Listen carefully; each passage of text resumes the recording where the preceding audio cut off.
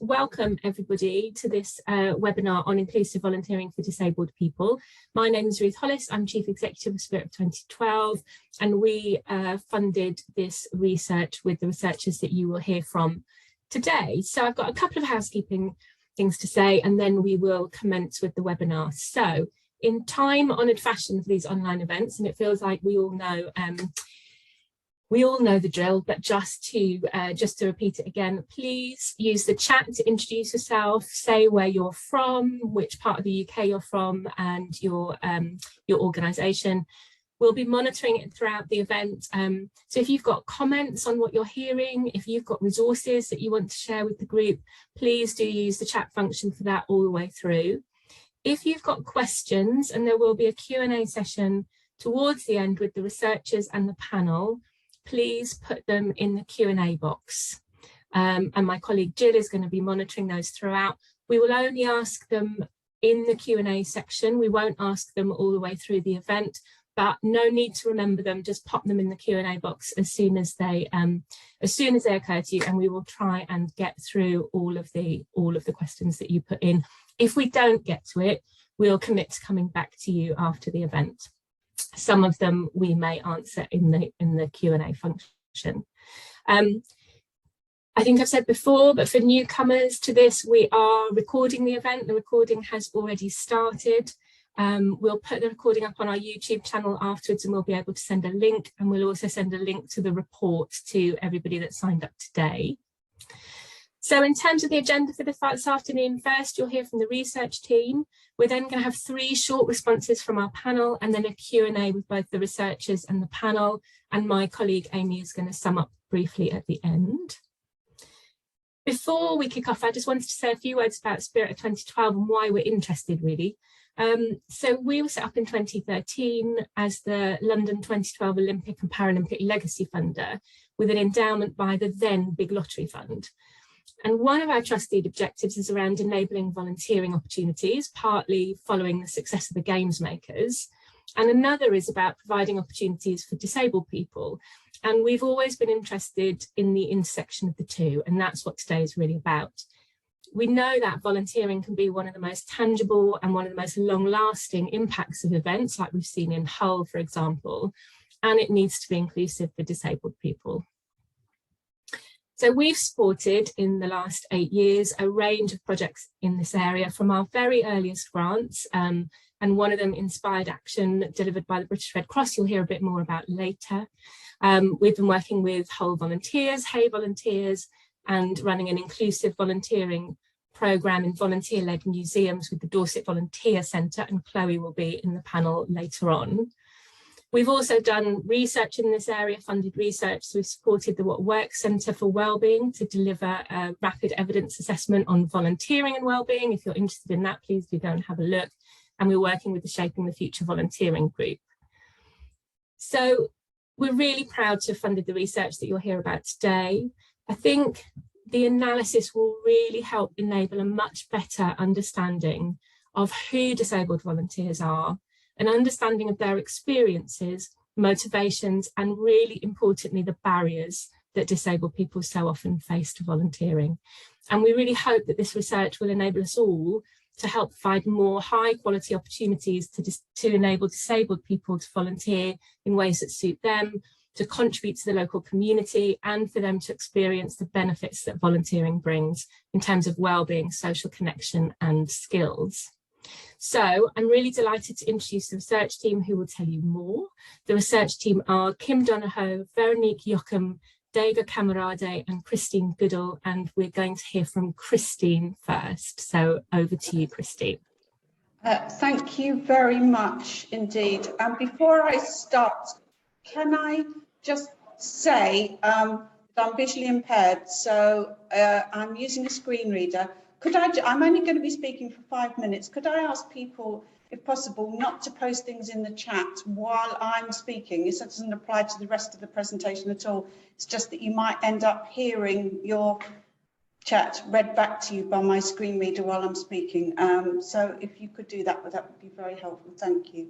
So hi, I'm Christine Goodall. I'm coordinator of the HERE Equality and Human Rights Network. We're a infrastructure organisation in London for equality and human rights groups. We've been very pleased to be part of this research. So I'm just going to introduce why did we want to do this research? Why did Spirit of 2012 want to do this research, and what was it all about? So the aim really was to understand, well, who are disabled people? We can talk about disabled people but, as volunteers, but who are disabled volunteers? It's a huge term. As we all know, it covers a whole range of people, experiences, impairments. So who are exactly the disabled volunteers that we're talking about? Who are they in reality? What are their experiences of volunteering? Importantly, what are the experiences of organisations that involve disabled volunteers? What are the successes and challenges that they have? And we also wanted to look at how it worked when organisations were involving disabled volunteers and volunteers who are not disabled working alongside each other. How does that work? And of course, then the final important aim of which today is a part is about developing and sharing good practice about including disabled people in volunteering as widely as possible across the community and voluntary sector, and also the statutory and public sectors, which is why we're all here today. Quick words about the methodology that we used. So it was very much a mixed methods methodology. So part of that starting point was doing a horizon scanning, looking out for all the information that was already there, such as it was, looking at other information to make sure that we were up to date with everything that was out there already. And then the quantitative research and analysis, which you'll hear about next from Dega, which was looking at information from Understanding Society, and date-wise, that covers from like 2018 right through to the Special Understanding Society surveys that were conducted during COVID. Then there was the qualitative research, which was based on 6 case studies with organisations, doing focus groups and individual interviews with staff members and volunteers, both disabled volunteers and non-disabled volunteers. We only had the sort of the ability to do a relatively short, small number, but we tried to make those as diverse as possible. So we have organisations from Wales, Scotland and England, and large and small, user-led and non-user-led, disability specialist and non-disability specialist organisations. It's great that I know at least some of those organisations are here today. And then very much about other stakeholder engagement. So we had a reference group again. I know some of the members of that reference group are here today, and I want to use this opportunity to say thank you very much from all the research team to the members of the reference group who were there to help us sense check what we were looking at, what we were doing, be a critical friend, if you like, to us in the research process, and that was extremely valuable. And finally, making sure that the whole process was accessible as possible. We ensured that we did have a budget for people's access needs and so on, and really striving to make the whole piece as inclusive as possible. Before I hand over to Dega to start going through the findings, just want to say a little about language. As everyone will know, language around disability can be sometimes very contested. Not everyone always agrees on terms that are used. We've strived to use best practice in the report, really go along with definitions that are considered the best ones by people with lived experience of disability. And we've also really tried to frame the research within the social model of disability. So without more ado, I'm going to hand you over now to Dega, who will start taking you through the findings of the research. Thank you, Christine. I'm Daiga Kamerad. I'm reader in work and well-being at the University of Salford. And as Christine already mentioned, we started our research by taking the stock of who disabled volunteers are. You can find detailed results in our report, but I will give you some highlights. So we found out that 2 out of every 5 adults in the UK said that they have a disability that is a long-term mental or physical impairment or illness that causes them difficulties with everyday lives. Disabled volunteers have a wide range of impairments. Most commonly, they are physical, but we have to emphasize that this survey was focused more on physical, less on mental health impairments. It's very common to have more than one impairment, for example, mobility issues combined with difficulties to lift or carry things. On average, disabled volunteers have either some difficulty in 3 areas or one severe impairment and some difficulties with 2 other areas of life. People with more severe impairments are less likely to volunteer. Next slide, please.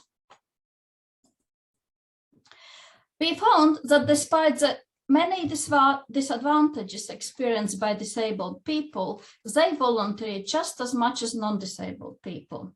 In the pre-pandemic year, 18% of disabled and non-disabled people said that they have at least once given any unpaid help or worked as a volunteer for local, national, international organization or charity, and they have done it at least once. We're talking here about formal volunteering only. It's important to remember that these averages of volunteering mask the diversity within different groups of disabled people. Depending on their specific impairment, its severity, and their socio-demographic profile, they might volunteer more or less. We provide more details about this in the report. It's interesting that disabled volunteers also volunteer more frequently and contribute more hours than non-disabled volunteers. In general, disabled volunteers are also more civically engaged. They are more likely to be interested in politics, vote in elections than non-disabled volunteers. And we found that disabled volunteers also give more frequently to charitable causes. Next slide, please. If we compare disabled volunteers to non-disabled volunteers on a range of socio-demographic characteristics, we find that disabled volunteers tend to be older, they are less likely to have a degree, they are worse off financially, they are more likely to be retired, and more likely to live in a single household than non-disabled volunteers. Why these differences? These differences generally reflect the differences between disabled and non-disabled people. You can see a detailed comparison in our report. Next slide, please. If we look at the well-known predictors of volunteering, we find that the same socioeconomic and attitudinal factors that predict volunteering among non-disabled adults also predict volunteering for disabled people. For example, women, those with higher income and higher levels of education, those who belong to a religion and are interested in politics are more likely to volunteer independently on whether they are disabled or not disabled. However, there is one factor that matters for volunteering of disabled adults, but does not for non-disabled adults. It is the use and access to the internet. Disabled people who use internet regularly are significantly more likely to volunteer than those who do not use internet or have no access to the internet. The lack of access and use of internet might be one explanation why older, and we're talking here 55 plus, disabled adults volunteer less than older non-disabled adults. Because as we can see in this graph, starting from age of 45 and particularly from age of 55, there's a widening gap. Older disabled adults are considerably less likely to have an access to or use the internet than non-disabled adults of the same age. And as we found in our case studies, technology can be both enabler and a challenge for disabled people's volunteering. Next slide. Another factor that matters for volunteering for disabled people is access to a car and other forms of transport. Most disabled people do have an access to a car, which they can use when needed. But when we compare disabled people with an access and without access to the car, we see that those who have no access to a car are less likely to volunteer. And this effect was stronger, particularly for disabled people. We also heard in the interviews that for many of the disabled volunteers, transport is the most important and most often cited area where support was needed. Next slide, please. We also looked at how volunteering has changed during the pandemic. As we can see in this graph, the levels of volunteering dropped considerably during the pandemic. They dropped to a similar extent for disabled and non-disabled people. And the rate of volunteering had not recovered yet by March 2021. This is when the latest data are available. The drop was because both disabled and non-disabled adults were less likely to start volunteering and more likely to stop volunteering during the pandemic. Again, it's important to remember we measured only volunteering through an organization, formal volunteering. Informal help behavior might have been different, but that was out of scope of our study. Most of disabled and non-disabled volunteers said that they're volunteering for reasons other than coronavirus response, and the proportion of new starters who were motivated by supporting coronavirus response dropped as the pandemic progressed. There were no differences during the pandemic how disabled and non-disabled people volunteered. They mostly volunteered in person with or without other volunteers and in one's own home using the internet. So this was just a taster of our results. There's much more in our report. And now I will pass on to Kim, who will tell you about what we found about volunteer experiences behind these numbers. Thanks, Dega. I'm going to talk to you about the findings from our case studies about the experience of volunteers and the experience of organizations. I'm going to start with the findings related to the volunteer experience, and I will share with you a few quotes from the people that we interviewed as I go. I want to reiterate that much more detail is available in the full report, which is now on the Spirit website to download. So starting with volunteer experience, disability may play a role in one's decision to volunteer, but this is not always the case. It does shape how people volunteer, which types of volunteering activities or roles they get involved in, and how frequently or how long they volunteer for. Having a purpose and structure to one's day and something to do was a prominent theme within the interviews. Disabled volunteers feel more useful than disabled adults who don't volunteer. And for those disabled volunteers who saw volunteering as an alternative to paid work, some treated their volunteering role more like a job, put in large amounts of time, and also experienced more stress related to their volunteering than others. One of the disabled volunteers that we interviewed said, "I feel that I do have quite a bit to offer. I've applied for many, many paid jobs and unfortunately not been successful in securing. So I like to volunteer as an alternative to that." The personal benefits experienced by disabled volunteers are very similar to those for all volunteers. And that includes benefits such as improved health and well-being, increased confidence, or skills improvements, for example. One of the other disabled volunteers that we interviewed said, "Two ladies came up and said my name one day when I was out shopping, and I asked, 'How do you know me?' They said, 'From Scope,' and that made me feel really good that they knew my name."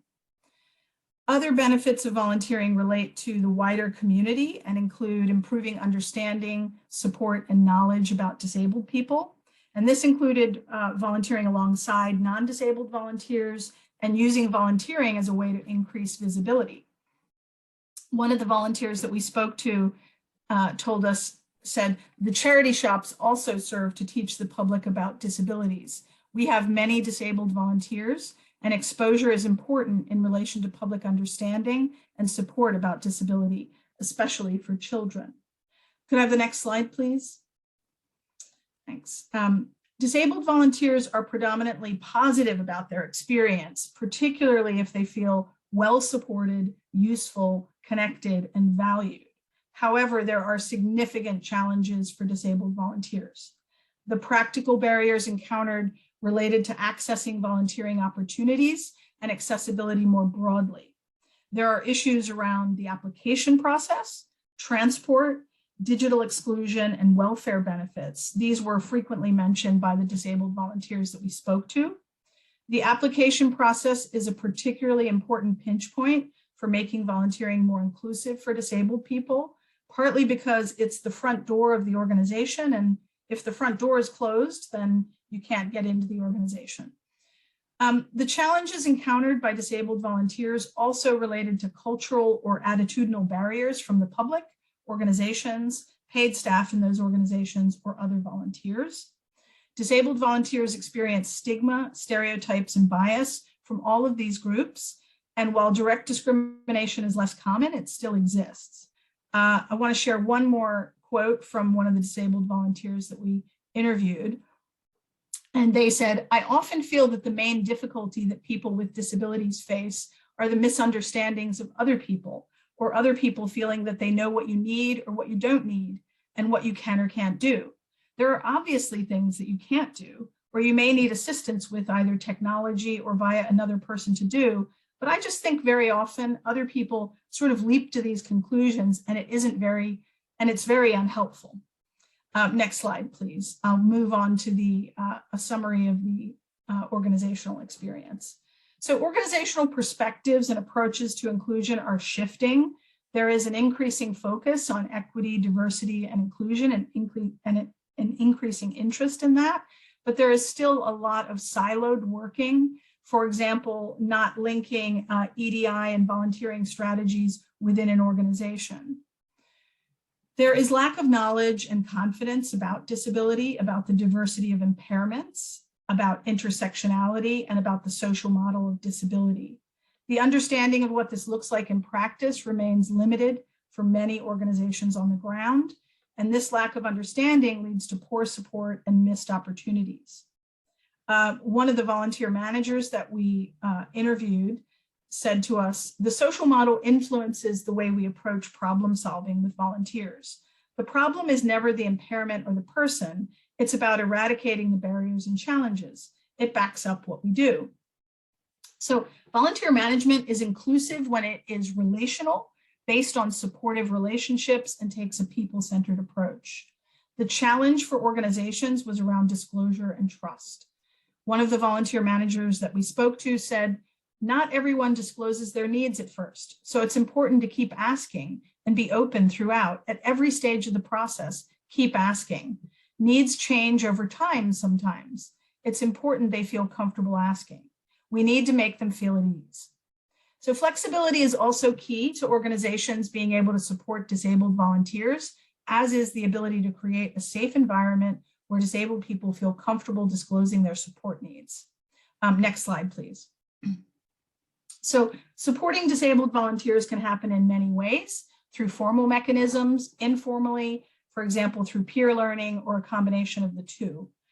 Volunteers have different needs, which is why the combination of trusted relationships in order to disclose needs or requirements, and flexibility in order to match needs to volunteer roles proved so important and is crucial to the initial and sustained involvement of disabled volunteers. Adequately meeting access needs takes capacity, but many adjustments can be made with very little resource implications. We all know that volunteering is not cost-free, and organizations need time and resources in order to engage and support volunteers. The organizations that we spoke to found it difficult to predict what types of adjustments might be needed, and then to consequently budget for those possibilities. Volunteer expenses are still an issue, and transport costs are particularly important to disabled volunteers. One of the volunteer managers that we interviewed said, access to work only offer funding for paid members of staff, not voluntary roles. That's one of our barriers. As much as we want to provide support and adjustments for volunteers, we're inhibited by cost and budget. It's a shame because when there's so much appetite to do more and better, the challenge is always resource and budget. It's the barrier we all come up against, even as a disability charity. Another key challenge for organizations is related to tensions between being mission-driven and supporting people. Whether inclusive volunteering is embedded across an organization is dependent primarily on organizational culture and comfort levels with navigating difference. Ensuring everybody within an organization is on the same page can be challenging.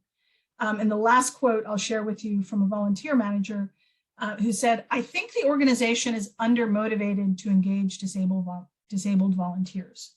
I'm trying to have this conversation with the people that I work with, and I don't think it's conscious prejudice. We've all got unconscious bias, and we don't understand the issues well enough, myself included, but we need to have a much better understanding of these issues and embed them more closely into everyday practice. So the last thing I'll say is just that partnerships and links with other organizations can be an important part of the solution and can enable a more inclusive culture. So with that, I will hand over to Veronique to say a little bit about conclusions.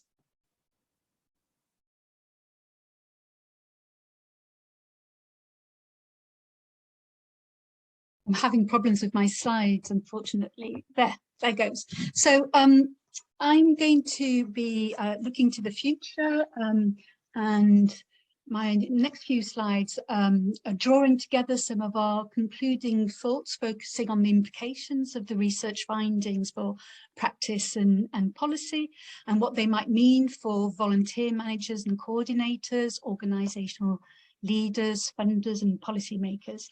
In the report, we have quite a few concrete suggestions of ideas for action.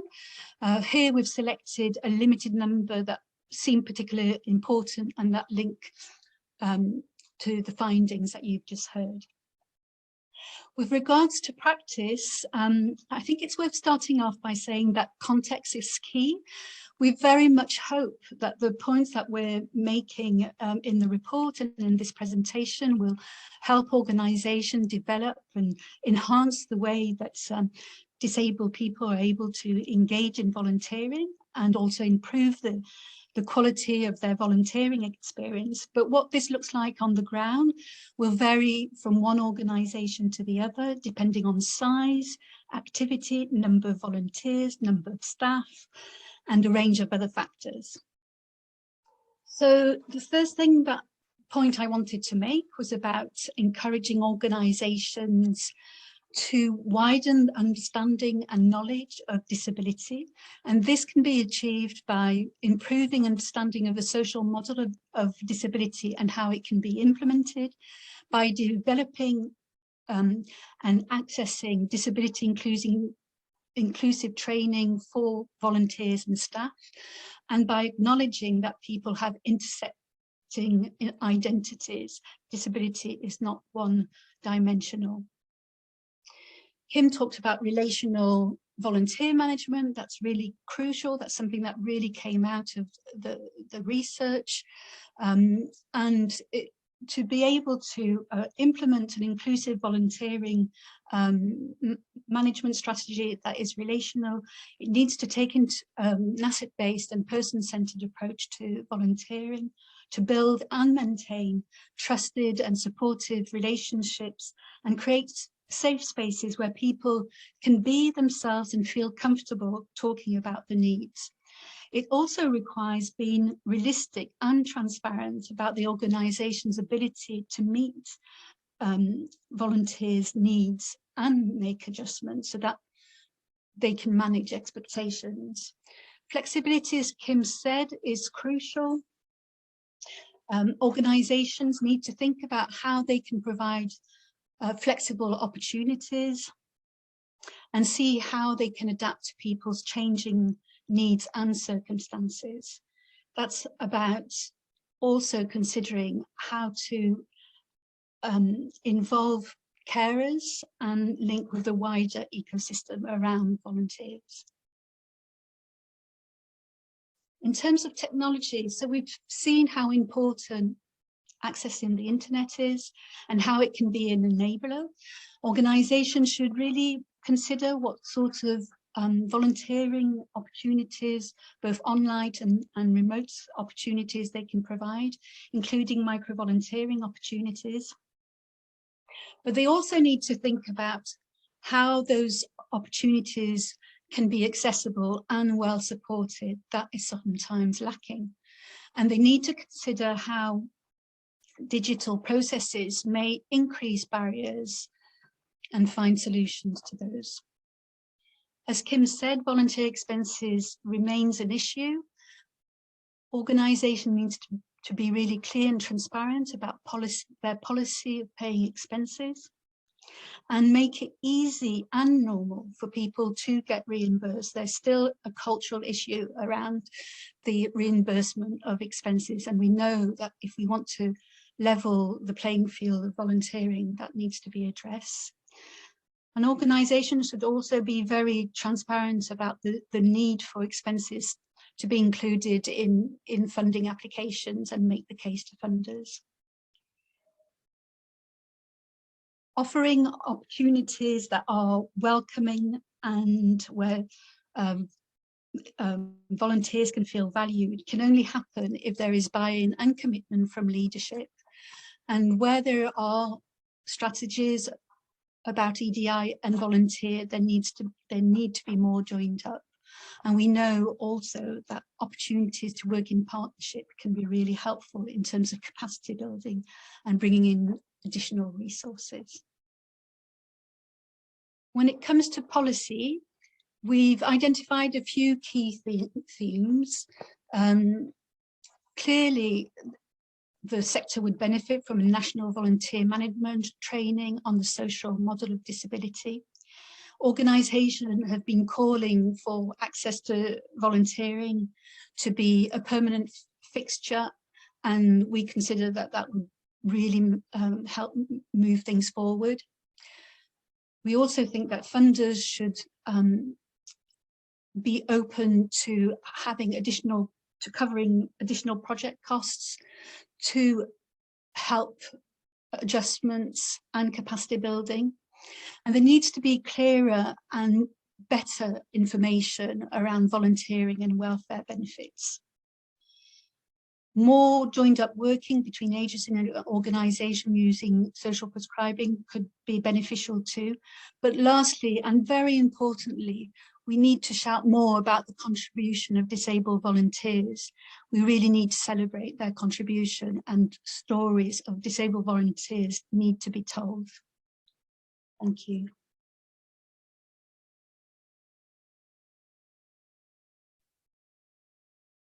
That's fantastic. Huge thanks to Christine, Dega, Kim and Veronique. That was an incredibly rich presentation and there's a lot in there. So I'm very much looking forward to hearing the responses and then having some time for Q&A. Just a bit of a reminder, please do put any questions you've got either for the researchers or for our panel in the Q&A function, and we'll come to those after this next section. So now we'd like to hear some responses from experts. We've got three people who'll give you brief responses to what they've heard, and then we'll move to Q&A. So firstly, we've got Gethin Williams. Gethin has a long career in volunteering. At the moment is working for the Vision for Volunteering group that are looking at what the future of volunteering looks like. We've got Mari Allen from British Red Cross, who's done lots of work with Spirit and others over the years for British Red Cross on volunteering, particularly around young people. And last but very much not least, Chloe Hickson from Dorset Volunteer Centre, who is an access consultant and volunteer herself. So Gethin, would you like to give us your response first, please? Thanks ever so much, Ruth, and thank you to all of you. I'd like to thank Spirit and the authors of the research for the report. It feels very timely, and it's a very rich report that really moves our understanding of disabled volunteers on tremendously, and has an awful lot of practical benefit for our practice, really. As Ruth was saying, one of the things I'm doing at the moment is supporting the vision work, and I'm going to respond briefly by trying to put the importance of this report in the context of what the vision is trying to do. For me, the overall value of this report is its practicality. It really helps make our practice much more inclusive for volunteers with disabilities. And I love the fact that the report is packed with loads of data, which gives us clear starting points for planning volunteering programs, but also loads of really actionable insights as well for tweaking our kind of current practice. I know many of you on the call are practitioners, leaders in volunteering. Looking at the guest list, it feels like very much the people that are responsible for making volunteering work within your organizations. And I see this as a really essential reference document for you that puts down a marker for what improving practice looks like in this area. So I was asked to sort of have a think about this in relation to other things that are going on in volunteering, like the vision for volunteering. And don't worry if you haven't seen that. And I'm just going to say a few things about how I think they align and they resonate with each other, really. The tone of what the vision for volunteering is trying to do chimes really, really strongly with the purpose of this report, I think. And if your organization is new to engaging volunteers with disabilities, there's an awful lot that both initiatives can kind of do for you, really. The vision is a really interesting exercise to try and describe. It's one of those things that I think is easier to say what it's not than what it is. So you might have heard a bit about the vision and thinking, well, you know, is it a manifesto? Is it a detailed action plan for the future of volunteering? And it's not really. It's not quite like that. It started as a discussion on what we in volunteering think is really important for the future of volunteering. And it's trying to sort of set out a vision, really, a vision of the future of what really good volunteering practice could look like and what it could do. And that's why it chimes so nicely with this report. So it's a bit of an attempt to set a new direction for the volunteering movement. And it tries to do a couple of things that I think are interesting for this report that we're talking about today. Firstly, it's trying to capture the vision. This is the sort of spirit of the moment that we have in volunteering right now, which is sort of off the back of everything that we've just been through at the height of COVID. Some trends in volunteering that were probably around before COVID that have been accelerated a bit by the period that we've just been through. So the vision is kind of grounded in the recent past, I suppose, in that sense, but it's also trying to pick up on a lot of wider issues in society that we're all trying to address in our organizations in different ways. And it asks the question about what volunteering can contribute to those. And in that sense, it links really clearly to this report because it's picking up on what I think many of us on this call would recognize as good practice in volunteering or emerging practice in volunteering, exactly the things that the researchers were talking about, making volunteering much more person-centered, designing roles around the user themselves, taking strength-based approaches, valuing and using lived experience, a process that really puts the volunteer at the heart of it. And you might do that for a number of reasons. We're all invested in trying to create a more inclusive society, but the research report also makes some really great insights into what value that can bring for your wider organization as well. So it makes good business sense as well as being the right thing to do. And that's what I think is so special about this report, really. So, and the vision is trying to sort of understand this moment in volunteering as well and make sure that it has a proper place in the future of volunteering. And this isn't to denigrate cause-based volunteering, where a lot of people come together at a moment of acute need en masse and trying to solve something really urgent. You don't have to look too far into the recent past to find really good examples of that, and Spirit are very interested in these big moments where we all come together through volunteering. But the vision is trying to, I guess, rebalance volunteering a little bit by saying that there's room for various approaches to volunteering here, and the more inclusive and person-centered one is what many people engaged in the vision feel like is the future. So very briefly to finish off, The vision has 5 key themes, and I'm just going to talk about a couple of them briefly as they relate to this. Some of them are very operational and they're useful for us as managers. So the vision talks about the role of collaboration and experimentation very strongly, and there's loads in this report that you can take and do something very actionable with in that regard. So if you're a manager of volunteering, I'd encourage you to look at it in that sense. But the vision also takes a more strategic look and a kind of wider societal look at some of the issues that we're dealing with around inclusivity. So it has a lot to say about power and how volunteering can be used to distribute power more evenly within our organisations and what role that can play. And I'd encourage you to look at it in that regard too. So there's an awful lot in here that chimes with wider stuff that's going on. And I think whether you're a sort of practical and operational person on the call thinking about how to tweak your program, I'd encourage you to have a look at it. But whether you're strategic as well and thinking about, well, what more could volunteering do for our organisation, there's loads in here for you too. So huge thanks to the team for putting this together. And I think this serves us incredibly well for the next 10 years, which is the future of the vision for volunteering exercise. Thank you, Ruth. Thank you, Gethin. That's great to situate this in the vision for volunteering, and I'm sure there'll be questions about that when we come to the Q&A. So I'm going to turn next to Mari Allen from British Red Cross. British Red Cross are obviously one of the largest volunteer-led organisations in the country. So Mari, could you give us your reflections, please? Yes, thanks so much, Ruth, and thanks everyone for joining. It's a pleasure to be here. I was really delighted to read the report. I had a little bit in advance to prepare for today, and it resonated so much with me about our experience within the Red Cross, and in particularly with encouraging young people with disabilities to volunteer. The presentation of the report wrapped up within the social model of disability, looking at asset-based inclusion. It's really values-based, and it's about the kind of society I think that we all want to get to, where everybody plays a part and everyone gets the benefit from volunteering. So whether that's personal growth, friendship, upskilling yourself for future employment, filling your time, getting that connection with communities. And we know that volunteering can provide that amazing opportunity for people.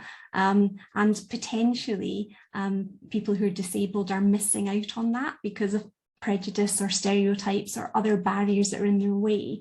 So really having a report like this that, as Gwethin said, gives us some evidence and statistics, but also is a real rallying cry, I think, to us all to consider what can we do and what can we encourage the sector to do and funders and policymakers to do to improve those opportunities. I liked in the report thinking about different identities and how it intersects, and particularly thinking of younger people. Behind me, I've got this lovely visual, which is the cover of our Inspired Action project, which Spirit supported, I think, way back in 2014, 3-year project, where we were really well resourced.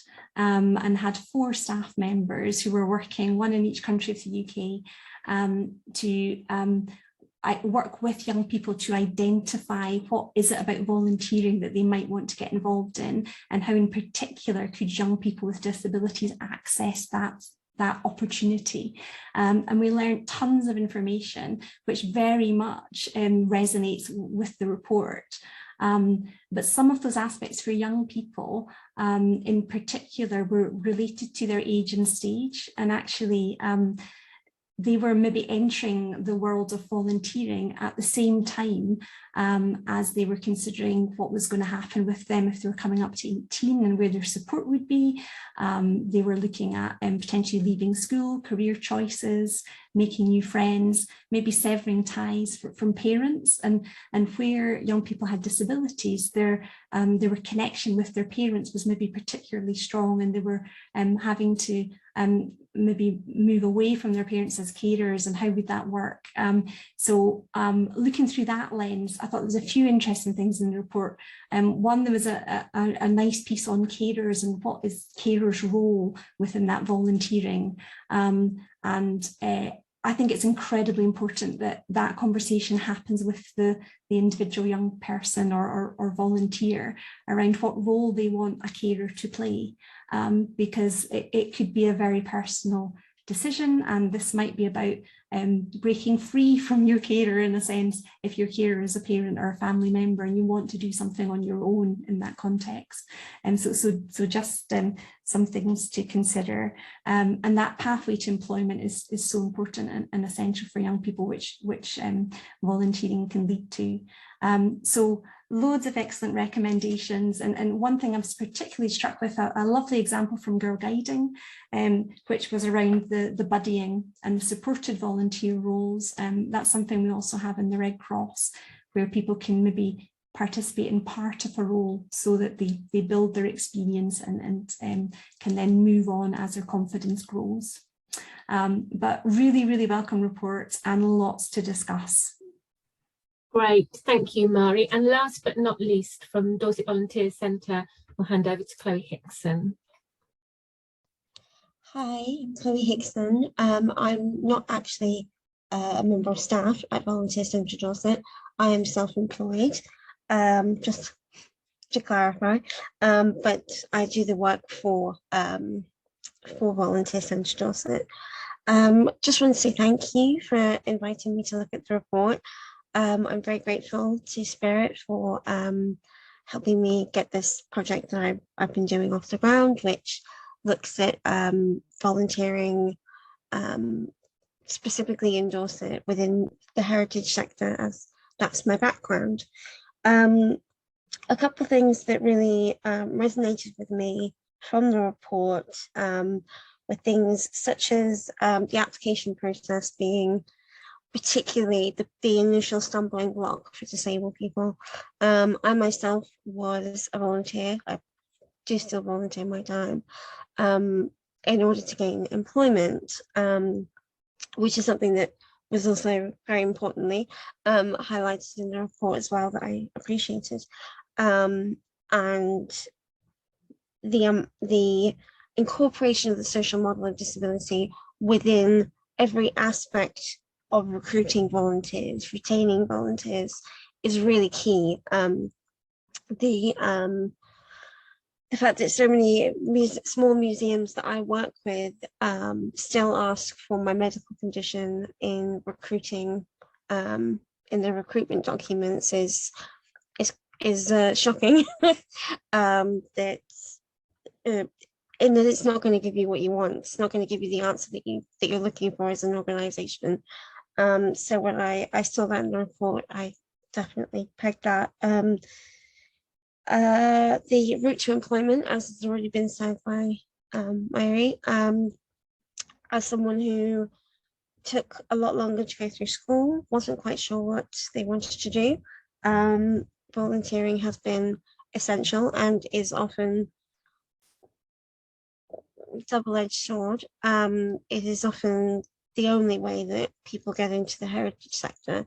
The heritage sector in particular has a huge dependence on doing volunteering for at least 2 years before you can actually get a job, and that has its own pitfalls, but it really has a key role to play in looking for work. The other thing that I picked up was the being of use, reasons for people volunteering.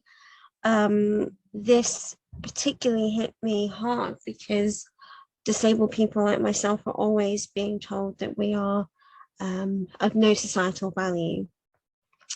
We were told during the pandemic to just stay inside, and for everyone else to go and live their lives.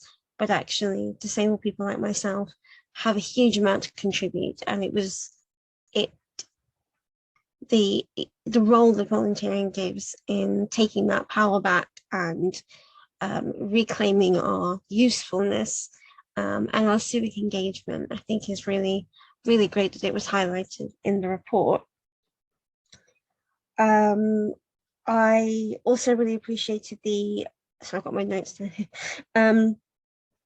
that the organizational culture of the entire organization needs to be examined. That's something that I push for in my work. It's not something that you can give to an accessibility champion or a disability champion. It has to be an inclusive culture from the top down. This is represented in trustees, staff, if you employ staff, and amongst all volunteers. Also, something that I hadn't actually been previously aware of, but actually makes perfect sense, was the fact that some volunteers found that with their benefits and financial support from the government, they were not sure whether they could volunteer, and that was picked up in the report, which I think I've always kind of just said, well, I'm just going to do it, and if the government doesn't like it, then that's fine. But I realized that is actually a barrier, if particularly for disabled people who are now being told that if we're fraudulently claiming benefits, then there's just a lot of fear over that, and I myself fear quite a lot of that, but I didn't anticipate it being in that respect. So that I really appreciated being included, and thank you for letting me comment on this report. It's fantastic to see. Thank you, Chloe, and thank you to all our respondents. Can I invite the researchers to pop their cameras on again, and we'll move into the Q&A section. And we've had a couple of questions from people participating. Please continue to pop your questions in, and we will get through as many as we can. I want to come to you, Chloe, first, if I can, because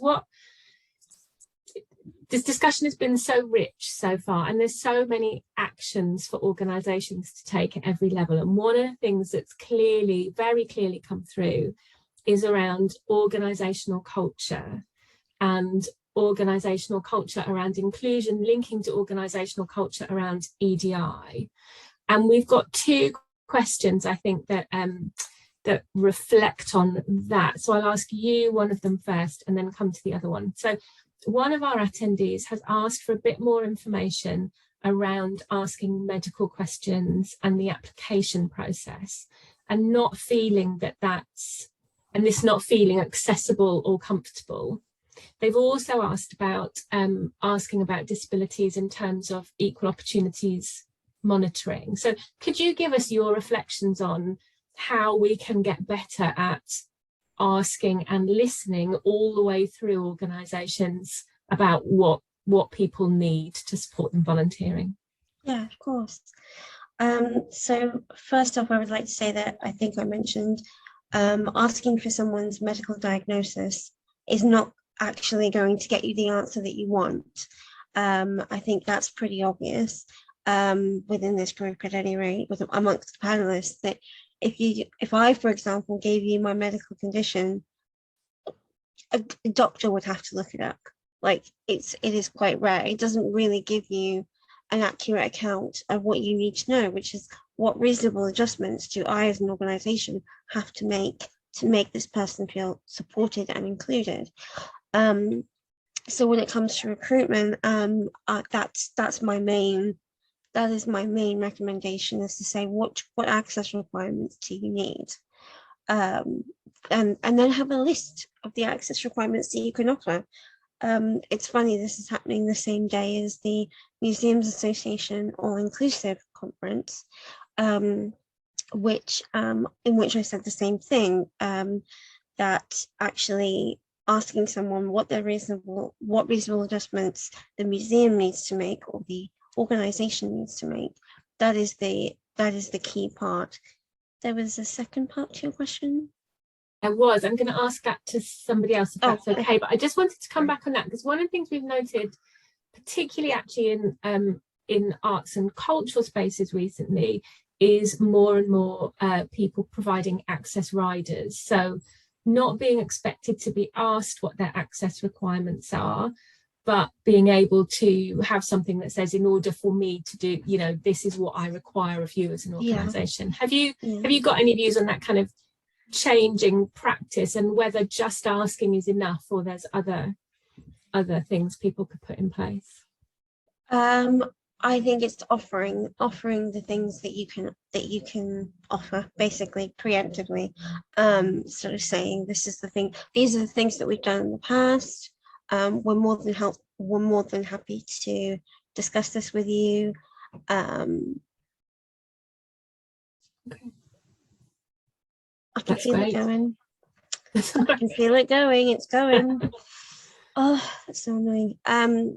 Yeah, asking people. Asking the question. Yeah. Also, you said about declaring your disability, and for monitoring purposes. I think just recognize that this is going to be, the number that you get is going to be lower than it is, and if people don't want to declare it, then they don't have to, and they can change their minds at any point. Once they feel a bit more comfortable in the organisation, that might be a time when they can start to reach out and say, actually, just so you're aware, I've noticed that this is a problem, and that won't become obvious until they're within the organisation. So great. Yeah. Thank you. The second part, just on that cultural point, and perhaps I'll come to Mari first, because I know you've got experience of this through some of our projects, was about funders. And one of our attendees has said that the message about expenses and additional costs feels really important, especially with cost of living pressures that we're talking about. So have you got any examples of good practice, and I'll come to Mari first and then the researchers, of funders or organisations who've really embedded that or taken some innovative approaches to providing access funding or access requirements? Yeah, I mean, I think it's beholden on us all to make the case. And so when we're applying for funding, we clarify that it does take money to make things accessible, often, not all the time, but often, and having that support and that financial pot that can really make a difference, because actually it's much easier to offer if you know that you can actually afford it and you have the resource there and you're not having to run round and beg, borrow or steal from other budgets. So I think there's something about an expectation, and particularly if part of the funding relationship is looking at say portions of the population who are in particular categories, then I think that's an opportunity to discuss, well, to really make that happen. This is what would be required to do it. Interestingly, in Inspired Action, we had fantastic support, obviously, from Spirit, and we did have accessibility pots, but actually in this particular project we underspent on that because we discovered actually what was more important was the people. So people who were supportive, who were really encouraging, who really wanted to make it work for the young volunteers. And actually that's really expensive, so actually lobbying to build capacity in an organisation through support, to have individuals who their role is to make those connections and support, and they're not having to do lots of other things. I mean, I think we really should lobby for that as well, because that is what's going to make a real difference. Thank you. Dega, Veronique, Kim, Christine, any thoughts on what we've been talking about so far? Veronique, you've unmuted.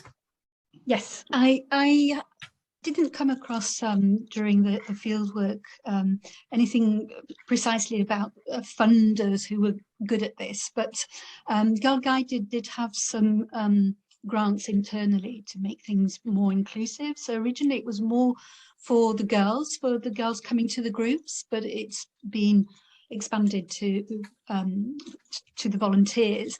I'm not sure how much the volunteers use it for them. I think there is culturally, it's more for the users, the participants, the girls. So I think there is something about the culture of expenses as well. People claiming expenses and making sure that they feel they can claim expenses, that it's okay to claim expenses. That's really important. Christine, you've got your hand.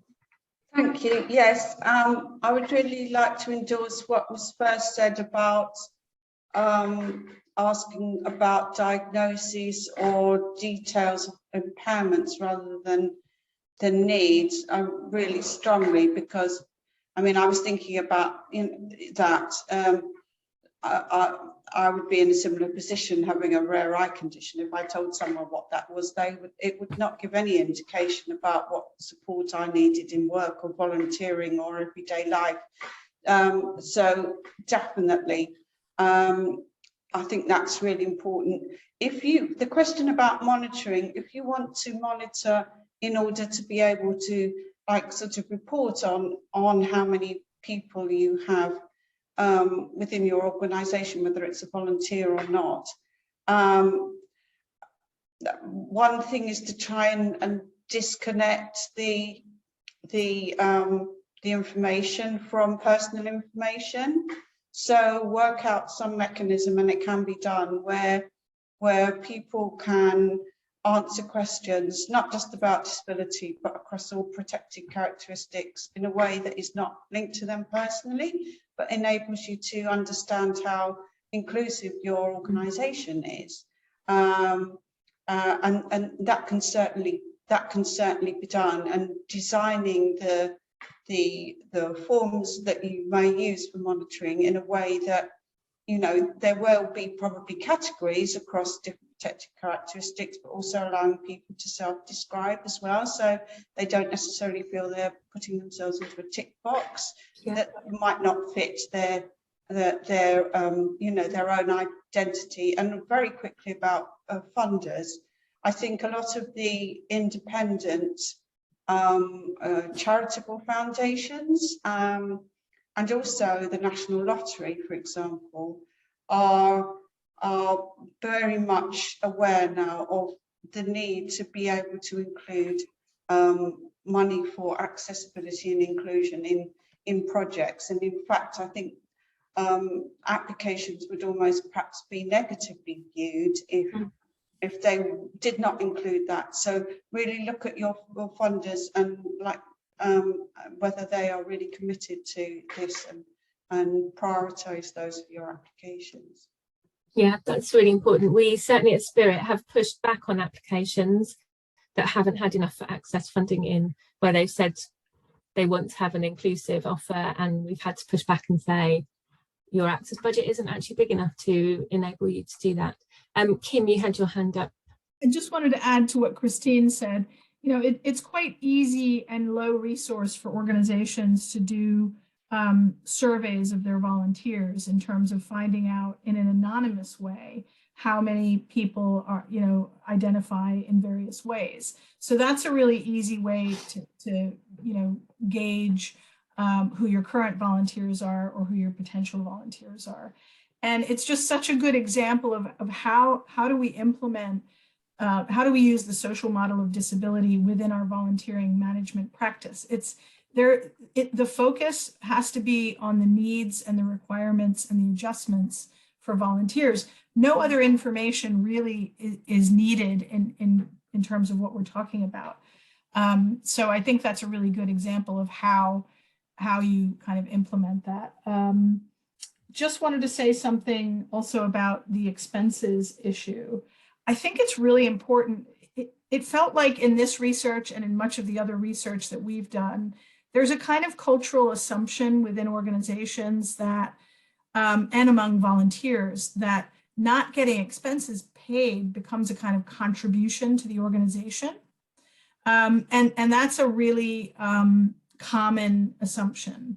And I think one of the things that organizations need to do, particularly now, is to change that assumption and assume that everybody wants and needs to be reimbursed for their expenses, whether it's transport or whatever, and then allow the volunteer to kind of opt out of that if they want to, but assume and create a culture that is about reimbursing people for the expenses. And I think that's a really important kind of organizational point. And then the last point I'll say is just on sharing stories. It's, you know, authentic stories that are based in lived experience are great stories. They're effective stories. They're impactful stories. we all know that. So, having more of those stories where people are able to, where we can kind of see all the kind of intersecting identities that people have and how they're volunteering and why they're volunteering and how organizations are supporting them to volunteer, they're great stories. So however we can get them out there, I think, and things like Volunteers Week are really good opportunities to do that. But it would be nice to see some kind of national, way of sharing some of those stories. Yeah, I agree. That's great. Thank you, Kim.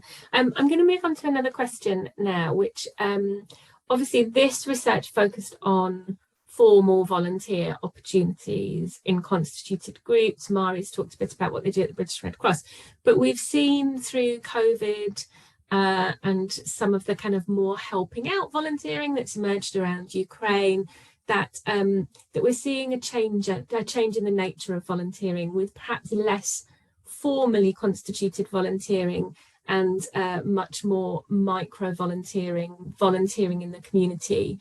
Gethin, would you start us off, please, with some reflections about where you think that fits with the vision for volunteering and what you think the potential impacts of that shift might be for disabled volunteers?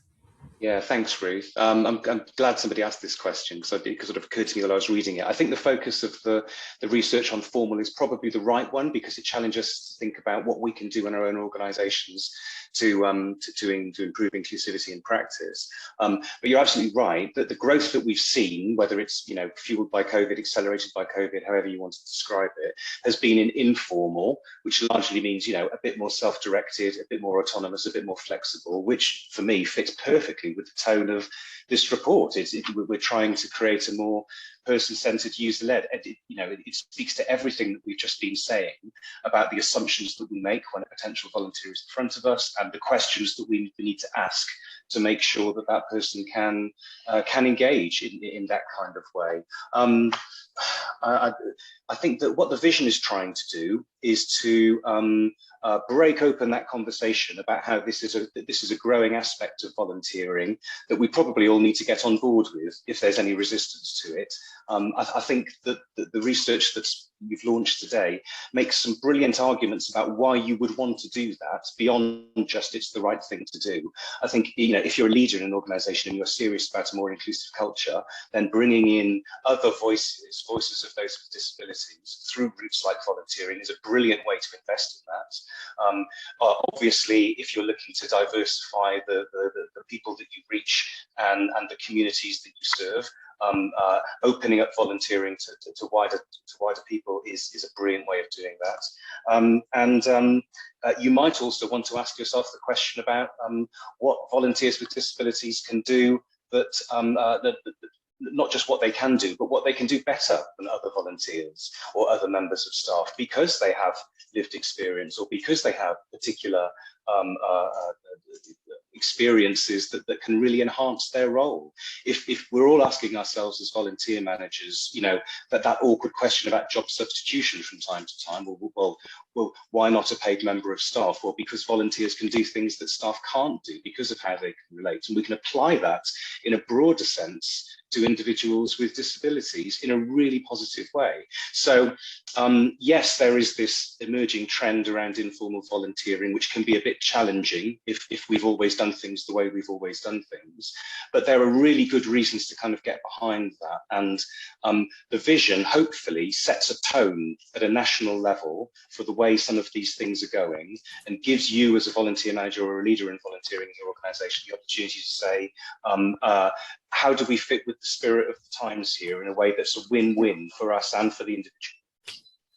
Thank you. I want to take Chloe's reflection next, and perhaps Christine's, because I think there's a kind of tension between the move towards informal volunteering, potentially in some of what we've been hearing about access requirements and about the digital divide. So my question really is a reflection on how, I guess, society or a wider national strategy can better support disabled people to volunteer through the whole spectrum of informal and formal volunteering opportunities. So I suppose my concern is that with the digital divide, lack of access to volunteering, which is a great recommendation in this report, disabled people might be inadvertently left out of some of those informal volunteering opportunities that we know are now happening.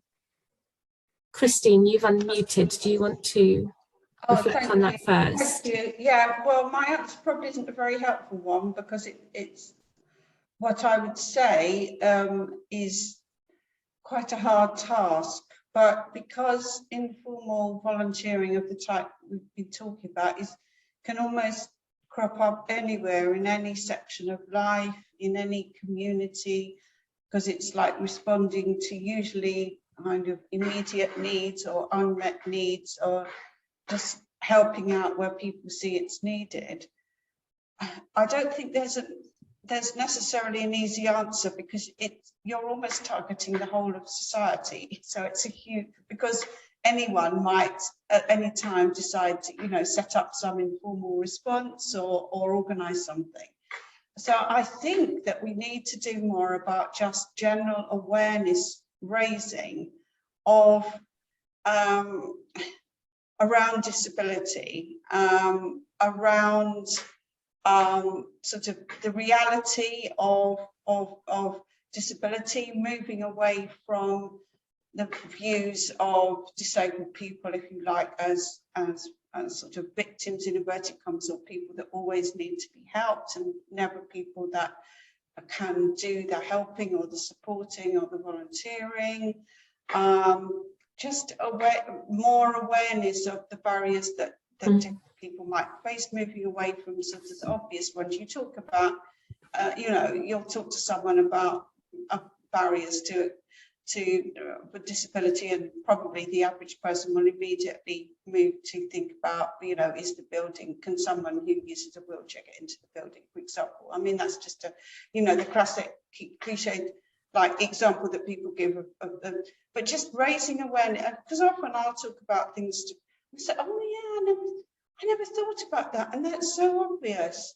That might make it more easy or difficult. Yeah. And just like, it's a big ask, because as I say, anyone can potentially be organising an informal volunteering opportunity, but just using every opportunity that we can about awareness raising, and the more that disabled people are out there doing things, then the more visible they'll be. Great. And I think that loops back to what Kim was talking about in terms of stories and telling really powerful stories of volunteering. Chloe, did you have any reflections on that question before I move to our last question for the panel? Sure. I pretty much agree with what Christine said. I think the main thing that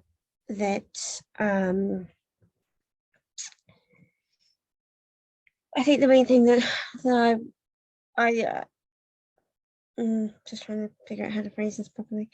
I think those micro volunteering opportunities would be a lot better supported by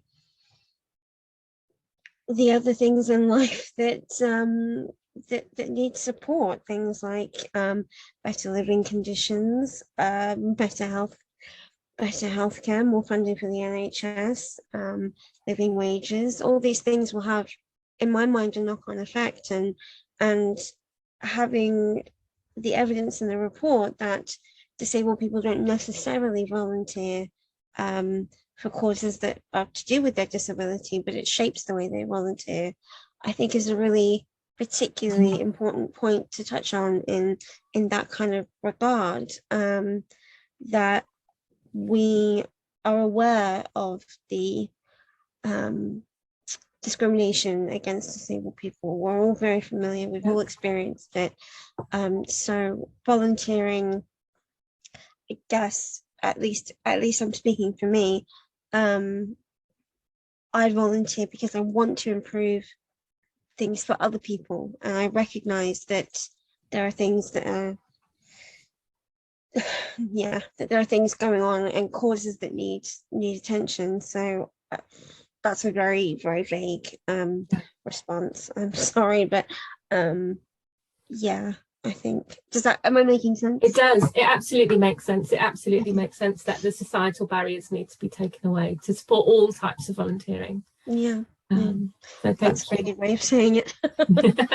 So my final question, and it feels a bit leading, but I'll ask it anyway, of all the panel members, and I'll come to you each in turn, but if you can be very brief, do you think we need some sort of governmental or higher level volunteering strategy to take the recommendations forward that have been put forward in this report and through recent initiatives like the Vision for Volunteering? Or do you think this is best done at an organisational level? And if you don't think we need a strategy, have you got one reflection you can share with us on what change you'd like to see to enable more and better volunteering for disabled people? I'll start with Kim. Yeah, I've just put something in the chat about wanting to see a kind of national survey of disabled volunteers so that we can get really good evidence base, because I feel like, you know, this is a small amount of case studies, but I think we do sort of know what we need, and I'd love to see a national strategy. That doesn't mean that, you know, every organization is different, and every organization has different capacities and different resources and different abilities, and will need to think about what works for them in terms of how to make their volunteering more inclusive. But I would certainly welcome a national response that is able to take some of these things forward, because some of the things that we're suggesting really require that. Thank you. Mari, from the perspective of a large disability-led organisation, would that be a volunteer-led organisation, would a national strategy be helpful, welcome, a distraction from what you do? Well, I suppose it depends what it is ultimately, isn't it? So, and I guess that's the thing, it's how it gets pulled together, and the voices that are there, you know, that are lived experience voices that really help to make it a workable strategy for everyone in the sector, so large organisations and small ones. And, you know, there's a huge amount of learning that we can share already. Sometimes it needs a bit of coordination, so I think that would be incredibly helpful. I mean, I was really struck when I read the report about the reference to access to volunteering. So, you know, we've access to work has been beneficial and you know, for a lot of people. It just feels like something that should be available. And, you know, there was a pilot, it's, you know, it's not available just now. So I wonder how far that would help with longer term volunteering, if organisations knew that they could have some of those costs covered, and there was a strategy around that. It's my very personal reflection. Thank you. Gethin, have you got any reflections? It's probably a bit of a fudge, I'm afraid, Ruth. I'm going to say both. Good. So, I mean, I was really struck reading your introduction to see that there was no mention of volunteering in the National Disability Strategy. And so that there definitely needs to be activity at national level to tie some of this stuff together. This isn't hard. And there's plenty of strategies out there which don't serve much of a purpose, but could be more useful. And I think we could do a lot at national level without having a strategy, even though there will probably be benefits in that. But to not do anything ourselves in our own organisations lets us off the hook a little bit easily, I feel, and I'd like to see, and this is what Vision tries to do by encouraging us to think about what kind of volunteering movement we want to see in 10 years, rather than just have one imposed on us through a national strategy. And so I would love it if everyone on the call took this research and went through it themselves in their own organisations and picked out 5 things, which you will do quite quickly, because there's way more than 5, that you can do right now to enhance your practice. Even if it's just through small tweaks, and we could all make a lot of progress just by that act of reflection through helpful tools like this. So and if you're a manager on the call or a leader, I'd ask your volunteer coordinators to go away and do that, and bring back 5 suggestions for you that you can take to your next leadership meeting or equivalent. Great, thank you. That feels like a good place to stop this panel discussion, and I'm sorry, but we've run out of time, but brilliant call to action. Think about 5 things from this report that you can take forward. And I think for all of us working in this space, also thinking about, you know, do we need to advocate more for some sort of national strategy for access to volunteering, for much better and more easily accessible access funding to make this happen. So I'd like to thank the researchers and thank the panel for a fascinating discussion. And I'm now going to hand over to Amy Finch. Amy's Spirit's Head of Policy and Impact, just to wrap up the session this afternoon. So thank you. Thanks so much, Ruth, and thank you to the research team and to our panelists for a really interesting discussion. There's also some great links in the chat that people have been putting in as we've gone through. So if you haven't noted those down, don't worry, we'll include those when we send the film. So yes, I just wanted to stress that this research is original. It's the first time that the Understanding Society data has been used to profile volunteers in this way and really unpick to show what factors are associated with volunteering among disabled people.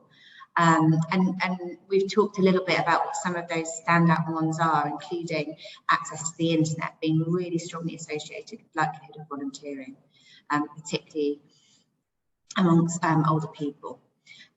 Alongside this detailed exploration of the data, I would urge you to look at the volunteer profiles in the report, which Kim gave us snippets of in her presentation.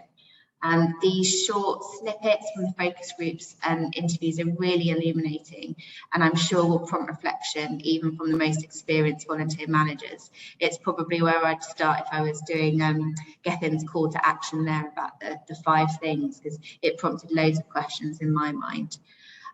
So what's next for Spirit on this?